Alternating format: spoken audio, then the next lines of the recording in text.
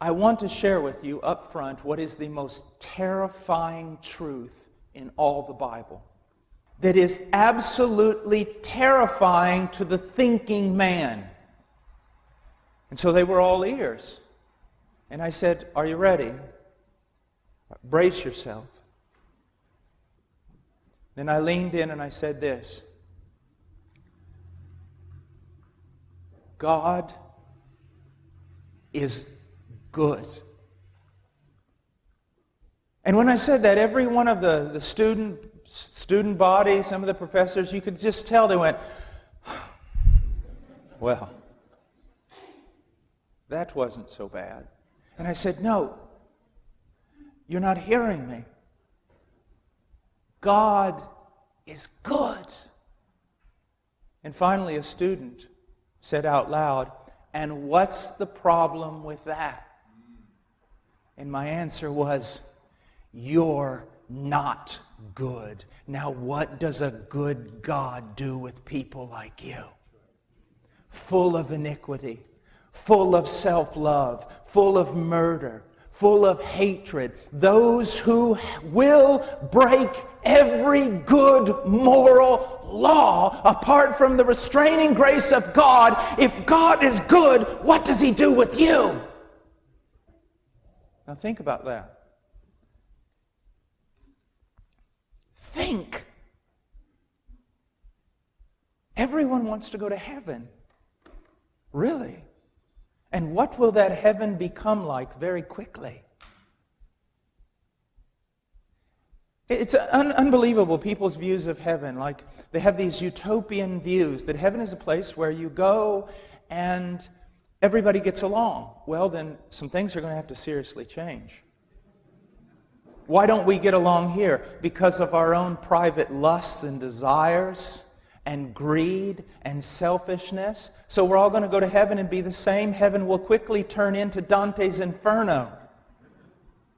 Another thing that's very, very common about our culture today: everyone wants to go to heaven, they just don't want God to be there when they get there.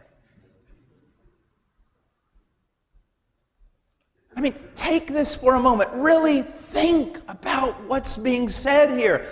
God is good. Now, He's not just mostly good. He's not good in a grandpa sort of way. He is the Lord of glory. He's the King of righteousness. Every one of His decrees and judgments are perfect.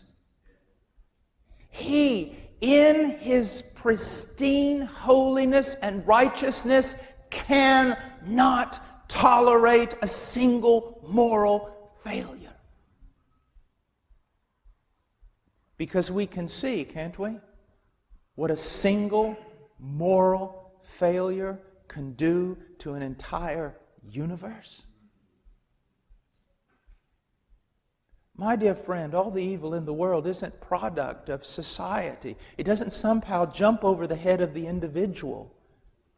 The blame does not land upon the world by itself. People say, "No, children are born in such a way, men are basically good, but society corrupts them." Do you not understand? Society is not alien. It's a product of our own hearts.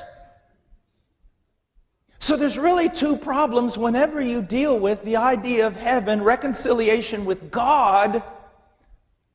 And these two problems are this: if God is good, can He simply look over all the iniquity of our hearts, of our thoughts, of our words, of our actions, and like a foolish old grandfather, sweep them under the rug and invite us in? Then the other problem is this: if He did invite us in, is it not true that heaven would soon turn into hell? For what is going to restrain our evil? I mean, we did this with this world. What would we do with the next one? And if we are raised to some height in existence so that we no longer suffer from the pains of death and we live forever, exponentially our evil would grow. Do you see these problems? See, the greatest problem in the world is God is good. Let me explain it this way. Criminals, drug cartels, mafias, corrupt corporations, do they fear evil judges? No, they don't. They can buy off evil judges. Evil judges are just like they are. They like evil judges. They go to dinner with evil judges. But all such immoral people and immoral organizations, they fear good men. They fear righteous authority, and rightly so, because the right authority will stand against them. Let me give you another example that I use quite often, and it's this. Let's say that you were to dismiss from here tonight, and you were to go to your home and find out that the family that you left there had been slaughtered by an assassin, brutally murdered by an assassin. And as you walk through the door, that assassin is standing over your last child, wringing the life out of its body. And in a fit of rage, you fly across the room, you grab the assassin with blood on his hands, you throw him to the floor, and you tie him up. And your rage is stilled, and justice takes over, and instead of killing him and getting revenge, you call the police. And the police come and take him to the jail. You live in a small town, and so everyone in the city knows about it.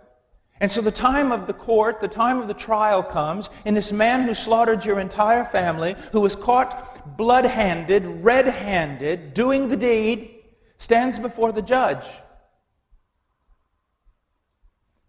And the judge looks down at him and says, "I am a gracious judge, abounding in loving kindness and slow to anger, who forgives iniquities, transgressions, and sins.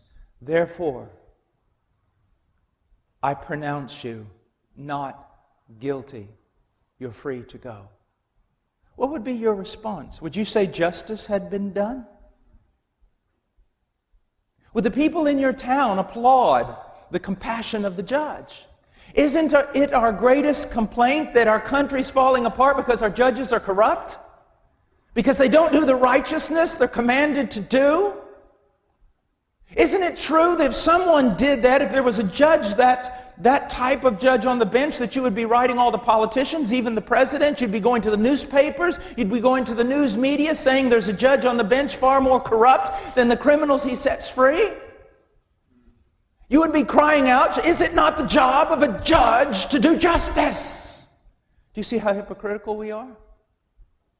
If it is the job of a judge in a minor province to do justice, is it not the responsibility of the judge of the universe to also carry out justice?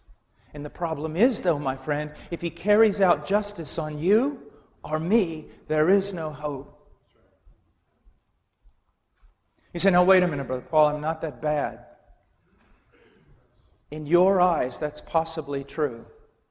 And in the eyes of a society that no longer understands even the most basic politic of moral law, that may be true. But in the eyes of a holy God, it is not true.